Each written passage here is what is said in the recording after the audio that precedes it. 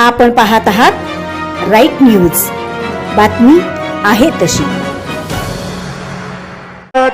स्वागत स्वागत. आता सिक्युरिटीने एक देखील माणूस इथं पाठवायचा नाही, डिस्टर्ब करायचं नाही.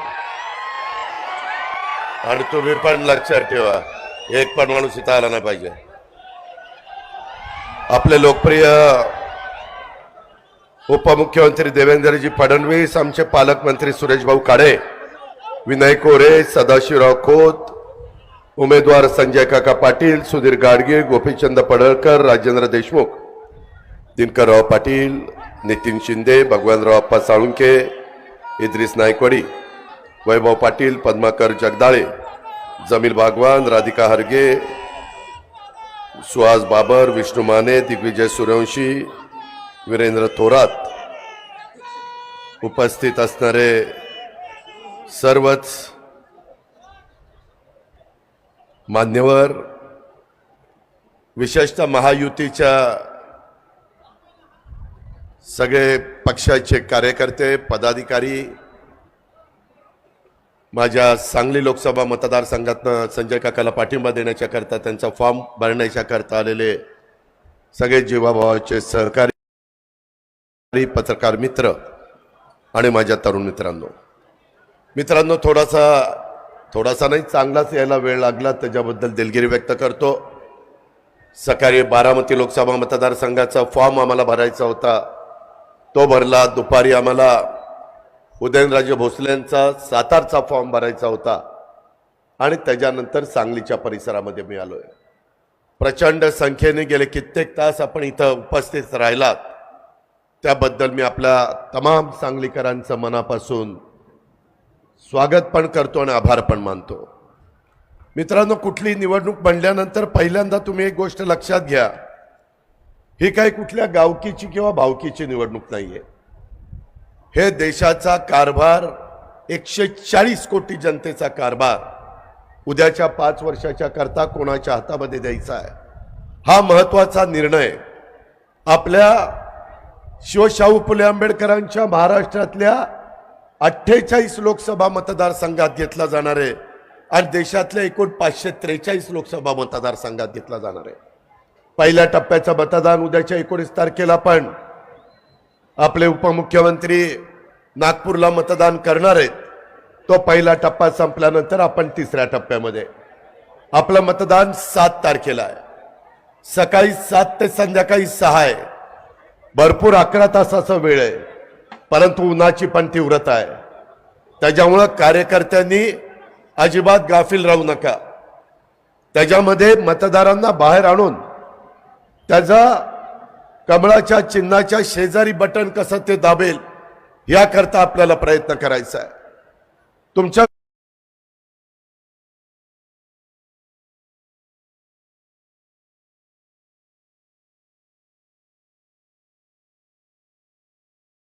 आणि देशातल्या एकूण 543 लोकसभा मतदारसंघात घेतला जाणार आहे.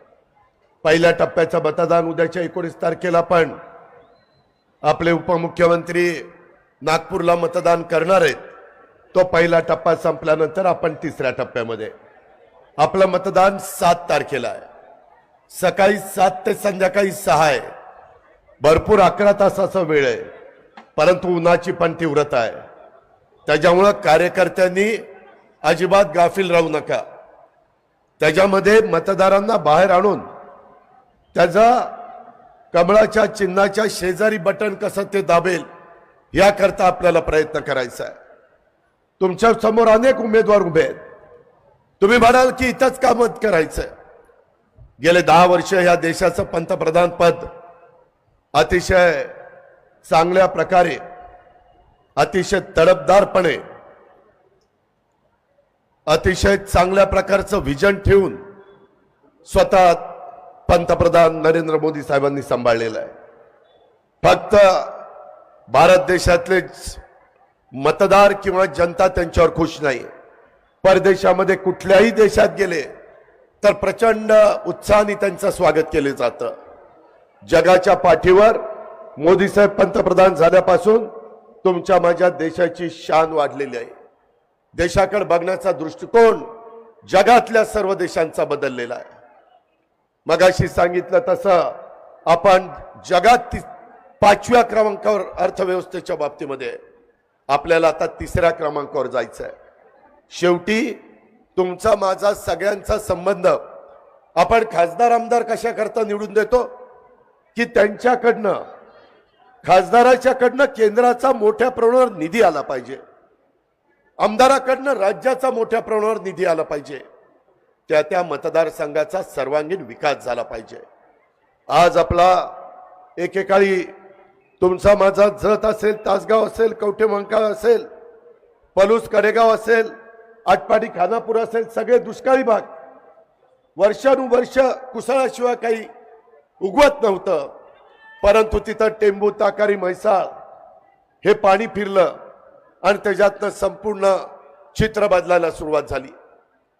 परंतु काही गोष्टी राहिल्या, त्या पूर्ण करण्याच्या करता संजय काकांनी जीवाचं रान केलं. बाकीचे सगळे कार्यकर्ते झटत होते, महायुतीचं सगळे आमचे घटक झटत होते.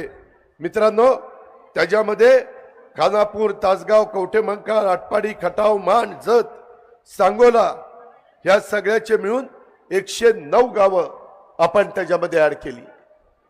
1,00,000 एकराला पाणी त्या ठिकाणी आपण देतोय. 8 TMC पाणी आपण त्या ठिकाणी देतोय. एवढं मोठं काम आज आपल्या शेतकऱ्यांच्या करता, समाजाच्या करता करतोय. उद्या माझ्या शेतकऱ्याकडं 2 पैसे आले तर सांगलीची बाजारपेठ, मिरजची बाजारपेठ तिथं चांगल्या पद्धतीनं उलाढाल होती, व्यापारी वर्ग समाधानी होतो आणि म्हणून शेतमजूर समाधानी होतो. त्याकरता ही कामं करावी लागतात. त्याचा उल्लेख मगाशी सुरेशराव खाडेंनी केला. आज किती दिवस झाले, किती महिने झाले त्या बाबतीमध्ये आपली त्या म्हैसाळ चालू आहे. लाईट बिल तुम्हाला भरावं लागतं का? टंचाईचं निमित्त करून आम्ही लाईट बिल भरतो. माझ्या शेतकऱ्याला त्रास होऊ नये. आता तर एकनाथराव शिंदे, देवेंद्र फडणवीस, मी आणि आमचा असणारं मंत्रिमंडळ, आम्ही आता एक निर्णय घेतला की टप्प्याटप्प्याने टेंबू, ताकारी, म्हैसाळ, पुरंदर, जनाई, शिरसाई, विष्णुपुरी, माझं तिकडचं असणारं जिहे काठापूर, तारळी, या सगळ्या योजना आम्ही सूर्यावर सोलर पॅनल बसून त्या ठिकाणी चालणार आहे. तुम्हाला विजेचं बिल भरण्याचा आता प्रश्नच येणार नाही पुढं. याकरता करोडो रुपये लागले तरी चालतील. परंतु यंदाच्या अर्थसंकल्पामध्ये आम्ही तो निर्णय घेतलेला आहे. टप्प्याटप्प्याने एक एक योजना पूर्णपणे सूर्यप्रकाश उगवला की त्या बाबतीमध्ये आपलं वीज तयार होणार, मावळाकी बंद होणार. पण रात्री देखील आपण जे ऊर्जा मंत्री आहेत देवेंद्र फडणवीस यांच्याकडनं वीज घेणार आहे आणि ती विजेची भरपाई सोलर मधनं आपण त्यांना देणार आहोत. या पद्धतीचा कार्यक्रम दिलाय. कुणी दिलाय? महायुती सरकारने दिलाय. त्या संदर्भामध्ये मध्ये आमच्या लक्षात आलं नाही. MWRRनी त्याच्यामध्ये आमच्या शेतकऱ्यांचे पाणीपट्टीचे दर 10पट वाढवले. मीटिंग मध्ये कॅबिनेटला आम्ही बसलो आणि आमच्या लक्षात आलं. ताबडतोब मुख्यमंत्री आणि दोन्ही उपमुख्यमंत्री सगळ्यांनी निर्णय घेतला. पहिले दर होते तेच ठेवायचे, 10 पट वरचं बंद करायचं आणि जुने दर तुमच्या शेतकऱ्यांना, आपल्या सगळ्या महाराष्ट्रातल्या शेतकऱ्यांना आपण लावले. मधल्या काळामध्ये असंच घडलं की वर्ष संपल्यानंतर विजेचं जे बिल येत होतं त्याच्यामध्ये वाढ झाली. शेतकरी त्या ठिकाणी नाराज झाले. आमच्याकडे तक्रार आली. आम्ही 750 कोटी रुपये बजेटमधनं महावितरणला दिले आणि त्यांना सांगितलं की पूर्वीसारखं वीज बिल आम्हाला त्या उपसा सिंचन योजनेला लावायचं. हे शेतकऱ्यांचं सरकार आहे. केंद्र सरकारमधले नरेंद्र मोदी साहेब सगळ्या जाती धर्माला मदत करतात, सगळ्या घटकाला मदत करतात, समाजातल्या शेवटच्या माणसाला मदत करतात. त्यावेळेस माझ्या बळीराजाला तर आम्ही अधिक चांगल्या पद्धतीनं मदत करण्याचा प्रयत्न त्या ठिकाणी करत असतो. मित्रांनो, तुम्हाला माहिती नाही, मी अनेक वर्ष त्या संदर्भामध्ये सहकारामध्ये काम करणारा कार्यकर्ता, सांगली जिल्ह्यामध्ये देखील सहकार रुजलेला आहे. इथं विनय कोरे आहेत, बाकीचे माझे सहकारी आहेत. आम्ही साखर कारखान्यामध्ये कधी कधी जास्त भाव चांगला मिळायचा आणि नंतर केंद्र सरकारने इन्कम टॅक्स लावला. सदाशिवराव खोत तुम्हाला माहिती आहे, तुम्ही शेतकऱ्यांचे नेते आहात आणि तो इन्कम टॅक्स वाढत गेला. सांगलीकरांनो जवळपास 20 वर्ष मी एके अँथोनी असतील, पी चिदंबरम असतील, त्याच्या संदर्भात प्रणव मुखर्जी असतील, जे अर्थमंत्री झाले त्यांच्याकडे आम्ही गेलो. अर्थमंत्री थांबवायचे पण ती टांगती डोक्यावरची तलवार माझ्या भारतातल्या ऊस उत्पादक शेतकऱ्याची कुणी काढली नाही. आकडा 10,000 कोटीचा, व्याज 15,000 कोटी, 25,000 कोटीला गेलं. जर इन्कम टॅक्सनी खातीशीच केली असती तर कारखान्याची राख रांगोळी झाली असती. केंद्रामध्ये नरेंद्र मोदी साहेबांचं आणि अमित भाईंचं सरकार आलं. अमित भाईंच्याकडं देवेंद्रजी, हर्षवर्धनजी, राधाकृष्णजी, अनेक ज्यांना ह्या प्रश्नाची जाण आहे ते गेले. अमित भाईंना विषय माहिती होता, कारण गुजरातच्या पण लोकांच्या डोक्यावर तलवार होती. त्यांनी सांगितलं मी लक्ष घालतो. नुसतं लक्ष घातलं नाही, 20-25 वर्ष काँग्रेसच्या राजवटीमध्ये जे आपल्याला काढून टाकता आलं नाही ते नरेंद्र मोदी साहेबांनी आणि अमित शहानी 15,000 कोटीचं व्याज माफ केलं आणि 10,000 कोटीचं मुद्दल देखील माफ करून टाकलं. हे ऊस उत्पादक शेतकऱ्यांना मदत नाही, दिलासा नाही. दर उतरायचे माझ्या साखरेचे, कधी कधी 17 रुपये, 20 रुपये, 22 रुपये विनय आपण साखर विकली. आता साखर 31 रुपयाच्या खाली विकायची नाही अशा प्रकारचे आदेश आहेत. आता साखरेचे भाव 3500-3600 रुपये आहेत. का तर माझ्या शेतकऱ्याला पैसे मिळावे.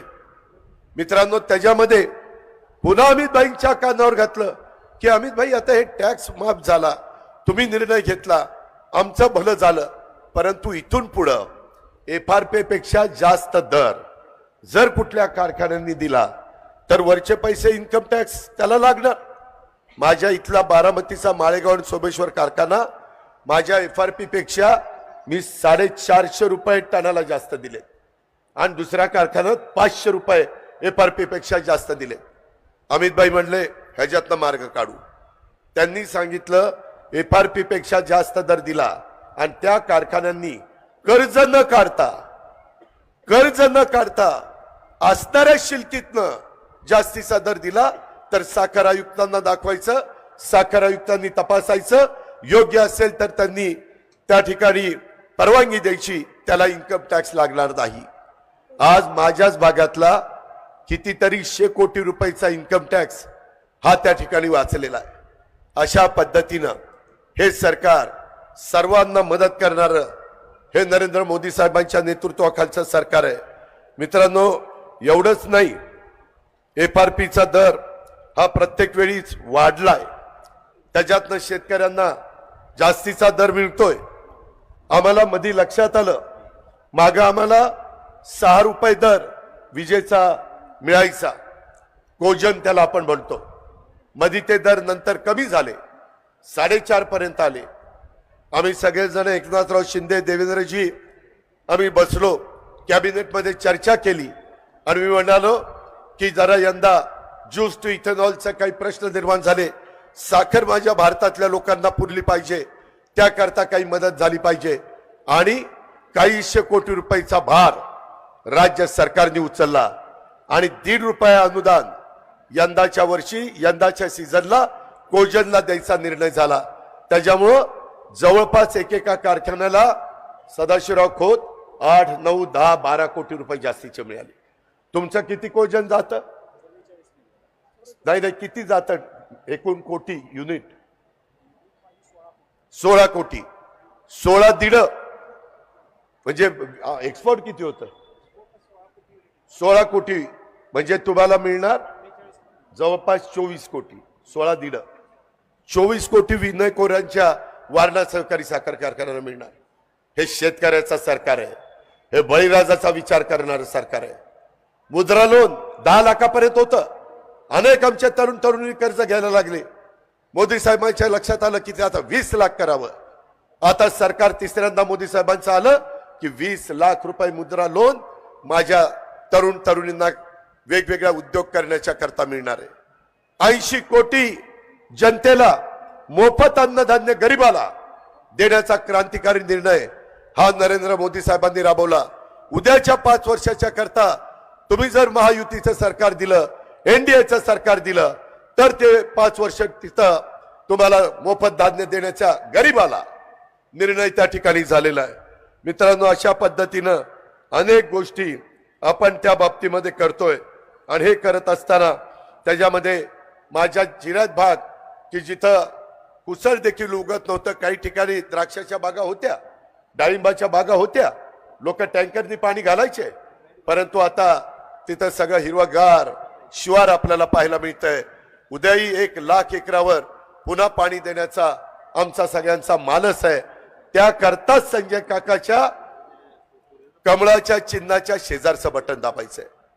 समोरचे लोक काही करू शकत नाही. खिचडी झालेली आहे.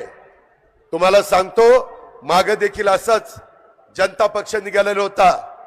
कुणी पंतप्रधान व्हायचं, 1 वर्ष 2 वर्ष 6 महिने 4 महिने अशा पद्धतीची सरकार टिकली. 140 कोटीचा कारभार 5 वर्षाच्या करता स्थिर सरकार पाहिजे. म्हणून माझी विनंती आहे, गाव पातळीवरच्या, तालुका पातळीवरच्या, ग्रामपंचायत, जिल्हा परिषद, तालुका पंचायत, नगरपालिका, महानगरपालिकेच्या किंवा साखर कारखाने, खरेदी संघ, मार्केट कमिटी, दूध संघ या निवडणुकीमध्ये काही झालं असेल, भांड्याला भांडं लागलं असेल, आपण एकमेकाच्या विरोधामध्ये लढलो असो, परंतु आता देश डोळ्यासमोर आणायचा आहे, भारत डोळ्यासमोर आणायचा आहे. आणि भारताकरता, या देशाच्या 140 कोटी जनतेच्या करता आपण महायुतीचे उमेदवार ज्या ज्या भागामध्ये उभे आहेत त्यांना निवडून द्यायचं आहे. जसा ऊसाचा धंदा माझ्या या भागामध्ये महत्वाचा आहे, तसा दुधाचा धंदा. आम्हाला खासदार आमदार सांगायला लागले, दर कमी झाले, आम्ही एकत्र बसलो, लिटरला 5 रुपये अनुदान. सदाशिवराव, तुमची पण मागणी होती, आमची महायुतीच्या सगळ्या घटक पक्षांची मागणी होती. आज आम्ही 5 रुपये जास्त देतोय. का तर माझ्या दूध उत्पादक शेतकऱ्याला परवडावं, त्याला त्या ठिकाणी अडचण येऊ नये. ह्या पद्धतीचा कारभार आज देश पातळीवर पण चाललेला आहे, राज्य पातळीवर पण चाललेला आहे. परंतु त्याच्याकरता उद्याच्या 7 तारखेला तुमच्या पवित्र मताची गरज आम्हाला पाहिजे, संजय काकाला पाहिजे. त्याच्यामध्ये त्यांच्या कमळ चिन्हाच्या शेजारचं बटन दाबायचं आहे. ठीक आहे, वेगवेगळ्या भागामध्ये अनेक प्रकारे वाद आहेत, परंतु ते वाद आता देशाच्या निवडणुकीच्या निमित्तानं उद्या नवीन पिढीचं भवितव्य ठरवणारी ही निवडणूक आहे. त्याकरता तमाम माझ्या सांगलीकरांना माझी आग्रहाची, नम्रतेची, कळकळीची विनंती आहे. मागच्या काळामध्ये ज्यांनी साखर कारखाने चांगले काढले, वसंतदादांनी चांगले कारखाने काढले, वाटोळं कुणी केलं? कुणी केलं? आज दुसऱ्याला चालवायला कारखाने देता. अरे तुमच्यामध्ये धमक नाही साखर कारखाना चालवायची? आम्ही साखर कारखाने चांगले चालून दाखवतो. अशा पद्धतीनं काय केलंय? बँकांचं काय केलंय? काय परिस्थिती आहे? आज इथं एवढी आर्थिक सुबत्ता होती, आम्ही सगळं सांगलीचं उदाहरण द्यायचो. सगळ्यात मोठा आमच्या महाराष्ट्रातला शेतकरी सहकारी साखर कारखाना नंतर वसंतदादा सहकारी साखर कारखाना म्हणून ओळखला गेला. परंतु ते आता कोणतरी दारू आहे आणि तो दारू तो कारखाना चालवतो आणि आम्ही त्या तोंडाकडे बघतो. अरे माणसं, ही तुमची परिस्थिती आहे. तुम्हाला कारखाना चालवता येत नाही आणि खासदार व्हायला निघालाय. ह्याचा कुठेतरी विचार करा. नुसता आरडाओरडा करू नका. 7 तारखेपर्यंत हा टेम्पो टिकला पाहिजे आणि महायुतीचे उमेदवार या नात्याने संजय काकांना दुसऱ्यांदा नरेंद्र मोदींना पाठिंबा देण्याच्या करता आपण पाठवलं पाहिजे. एवढीच आग्रहाची, नम्रतेची, कळकळीची विनंती करतो आणि आपली रजा घेतो. जय हिंद, जय महाराष्ट्र. धन्यवाद दादा. आणि यानंतर आपल्या सर्वांचे आपण पाहत आहात राईट न्यूज, बातमी आहे तशी.